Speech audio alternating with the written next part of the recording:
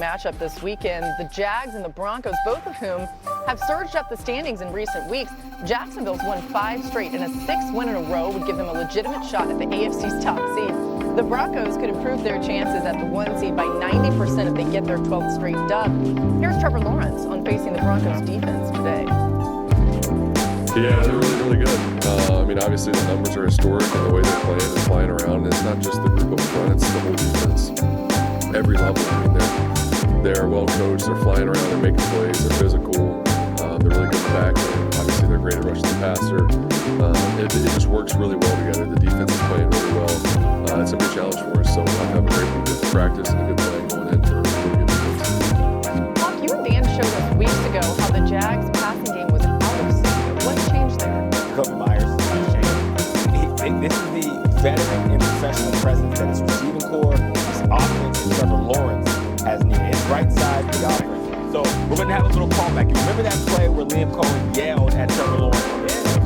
Stick route, he leads it outside. The receiver's a little apprehensive. It turns into a big drop. 4th quarter against the Bengals. Now, enter Jacoby Myers. You're going to see the same stick concept, except you're going to see him pirouette underneath the linebacker, which on this hardly ever happens. But it's his ability to understand spacing and understand what the quarterback is seeing and where he needs to be. Completely different result. Next, you're going to see him understand leverage here. Again, this is a veteran move. You're going to move this defensive back on an outside route to the other side of the through route, create a big hole for Trevor Lawrence. Last but not least, you see so many times where Jaguars receivers have drop keys over the middle in traffic passes. Now you have a veteran who understands going up, getting the rock, and coming down with the football. It's allowed Trevor Lawrence to play with a lot more trust himself because it's not all on his shoulders. Are you surprised it happened so quickly between the two of them? I don't think so. Because again, like when you go get Jacoby Myers, that's what you're looking for. You're not looking for, okay, we're going to be the #1 guy who's going to have 150 yards. This receiving core needs exactly that. You needed a veteran presence who understood the game of football in a way that they've been there for many years.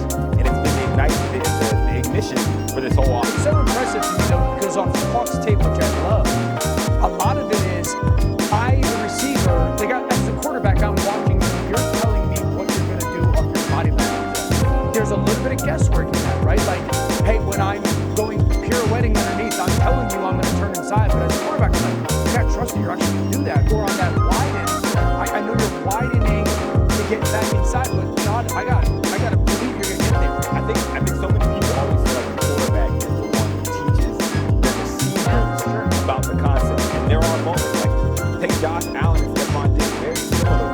Like you can do what's on the play sheet, you can do what the lines say, or you can understand what you're trying to get out of it. And someone like Jacoby Myers, in the way he plays, actually is helping Trevor Lawrence because he's getting the most out of the play. Like this is what we're trying to get. It's not just about what run this way, go that way. Yeah. Give me the time and give me the spacing. It'll be a clearer picture for you. Rules guys, guidelines guys. There you go. Yeah. How about the Broncos defense and how they'll handle this Jags offense? It's been on fire of late. It's a great unit. I think that there's stuff on tape that you can go after. There are still too many blown coverages by this defense. If I was Jacksonville, I would motion to stack and bunch a ton. This is one clip. It happened 3 times in this game where they motioned to bunch. He's wide open. They have completely blown his coverage. They're lucky that the pass rush gets there. Look for Jacksonville to do that. The second thing is, you guys know me, I talk all the time. When you play this defense, your backs and tight ends have to be pass catchers. This is from this past Sunday, Josh Jacobs. Now, you tell me if this is going to look familiar, okay? Yeah. This is this past week, the Jaguars. Yeah.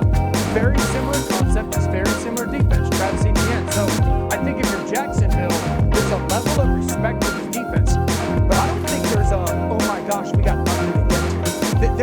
There is stuff that, as much as you can sit there and go, great defense in Denver, there's stuff that Jacksonville can and should get to in this game to attack. By the way, as far as one of the big linchpins for the Denver defense, being able to generate pressure on opposing quarterbacks.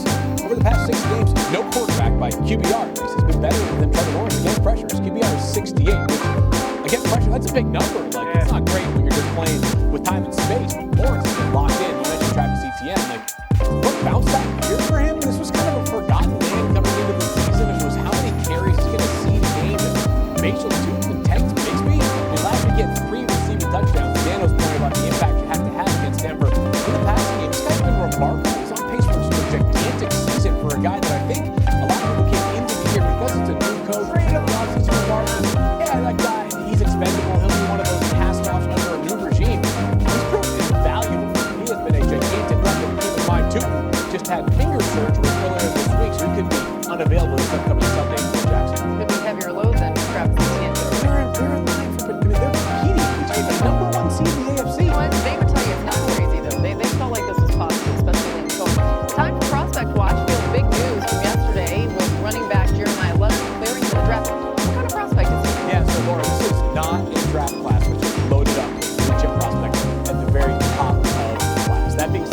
might be the safest pick in this entire draft class. Running back who I think will invoke the kinds of grades and ratings that you heard from Bijan Robinson, and also most recently Ashton Jeanty, Jahmyr Gibbs, an absolutely outstanding pass catcher, but his explosiveness as a runner really catches my attention consistently. He makes defenders miss in the hole. It's 1 foot, 1 plant, and he's off to the races. That pick run that we saw Carter right there, one of the hallmark plays of his season, on top of all the things that he does in terms of versatility, an off-the-charts kid as well. Somebody who I do think, by the time teams have filled out some of their needs for free agency, will end up in the top 10 picks of the 2026 season. Yeah, makes sense. He's one that there's a lot of question marks, as you mentioned, but not many about Jeremiah Love. Very few guys that Thinking about facing Lamar Jackson. This is about, you know, Lamar and the Ravens and what he can do and his ability to stay patient and calm and then deliver the football or burst. He rarely feels like anybody's going to be able to tackle him until he's, you know, ready to go down or to get out of bounds or to throw. That'll be a huge challenge, one that we'll have to be ready for in multiple ways.